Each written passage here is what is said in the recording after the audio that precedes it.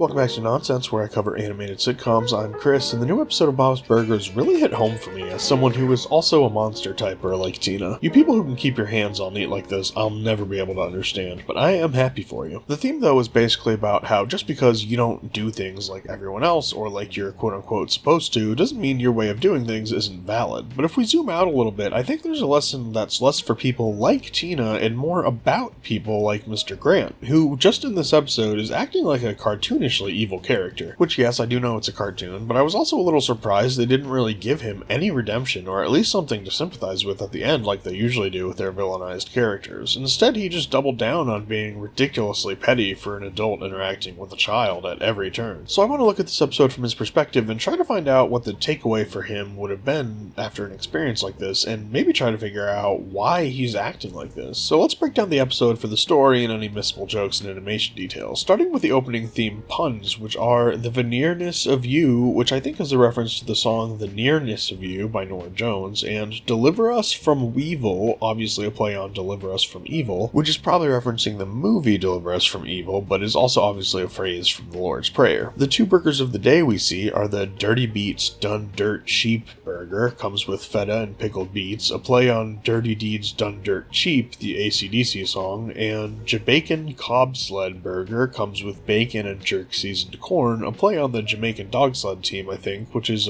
pretty infamous in the dog sledding community, I guess. We open with Tina being excited about a school trip to one of those indoor rock climbing places so she can look up at Jimmy Jr.'s buns while he climbs. I also love the simple design of the school books, just math and science, but she finds out that there's a GPA requirement for the field trip and she doesn't meet it. So she heads to the front office where we see the vests from the hall monitor episode, and here we can see the locker combinations book from the episode where Linda is a volunteer at the school. Anyways, Tina asks to join a new elective as a way to boost her GPA, and Miss Elbow suggests typing. Meanwhile, back at the restaurant, Teddy's telling Bob and Linda about building a gaucho grill for a rich guy, and Bob gets excited about it as a fan of the grills, which yes, are a very real premium cooking brand that Bob would really be into. Back at school though, Tina is now in her typing class led by Mr. Grant, who emphasizes how important it is to follow the home row technique, which Tina tries, but it makes her type slow, so she tries just doing it the way it comes naturally to her, and it makes her type faster than the minimum required speed for passing the class right off the bat. So she's doing incredibly well, but Mr. Grant doesn't like that she isn't following the home row technique. That night, Teddy calls Bob to ask him to check the grill he's building and make sure it's right, and he also says, "Can you come over tomorrow and check a look?" Which is a unique phrase Teddy likes to use sometimes. Here, check a look. It's on her upper thigh.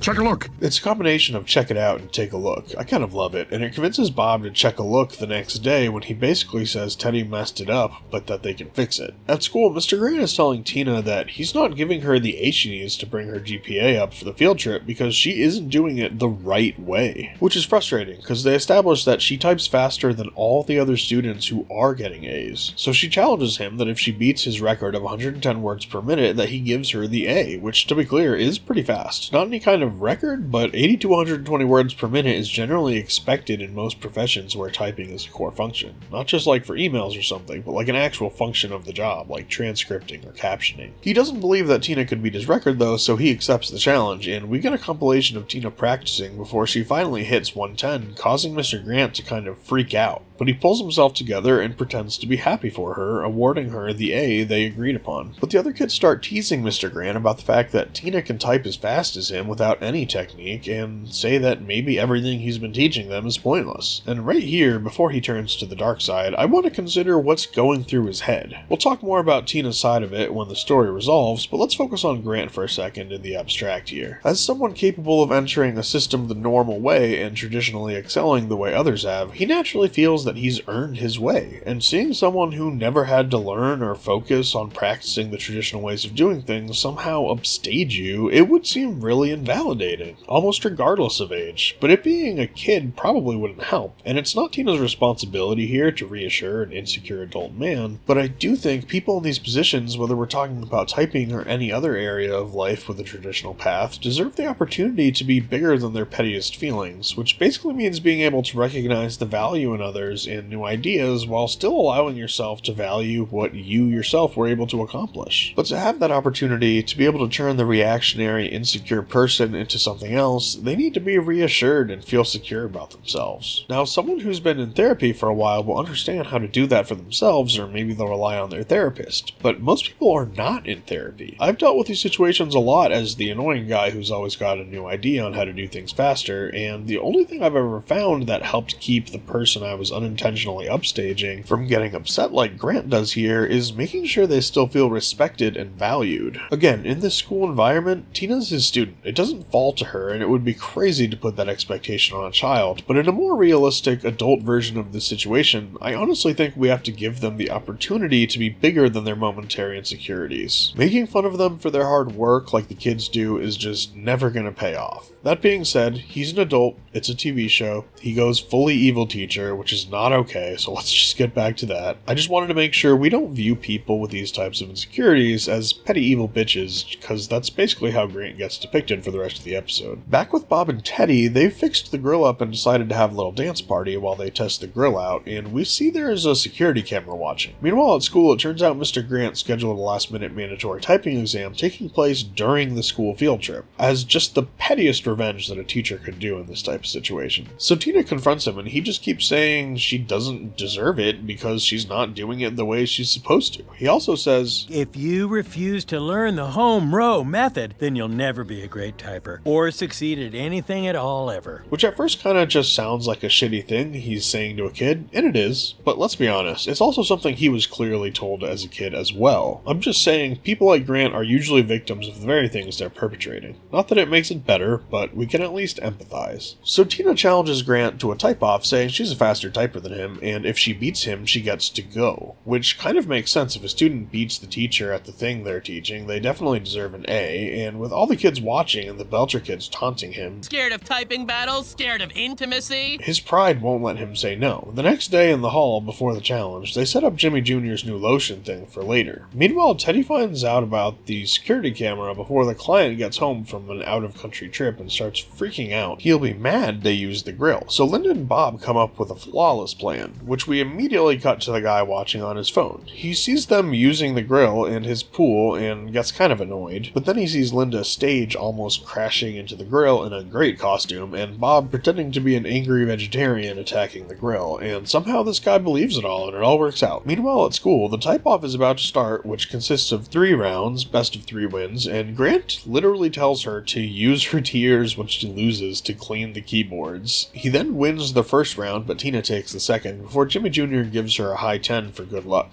But Chekhov's lotion comes back, and her hands are now too slippery and numb from the cream to type. She goes to the bathroom and tries and fails to wash it off, because yeah, lotions like that don't just go away with water, especially the menthol-y cooling ones like this was. She asks to reschedule, but Grant says no, which I mean, I wouldn't be able to take the win personally if I knew my opponent had a huge handicap like that. Very petty of him. She's already a kid. So the third round starts, and it really seems like Tina is struggling, but the kids are cheering for her, and there's actually an animation mistake where from the back, some of the kids are raising their hands up, but when it cuts to the front shot, their hands are all down. But she buckles down, and despite the slippery numb hands, beats Mr. Grant, who just screams, but doesn't congratulate her or apologize or anything to try to be a good sport about it, or give his character some redemption. And we cut to Tina looking up at Jimmy Jr.'s butt on the field trip before the credits roll. The core message, though, basically just that it's okay to forge your own path, and that not everyone should be forced into the same mold, hits pretty close to home for a lot of people, I think. I personally took a typing class and a guitar class when I was around Tina's age, and I didn't know back then because it wasn't as well pronounced yet, but I actually have a minor defect in my left hand where I just don't really have lateral movement across any of the fingers, and the pinky and ring fingers are just useless and permanently numb. And as a kid, I literally practiced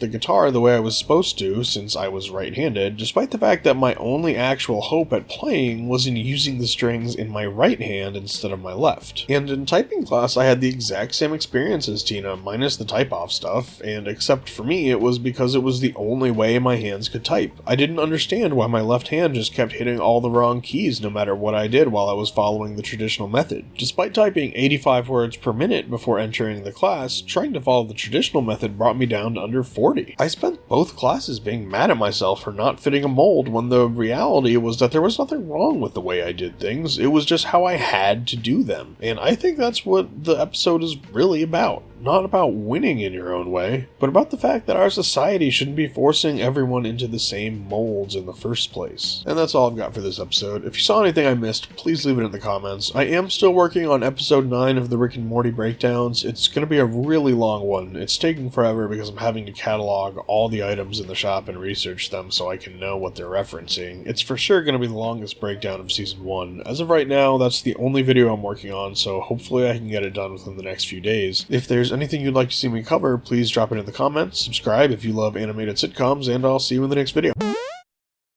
I can't feel anything! Well, now you know how teachers feel.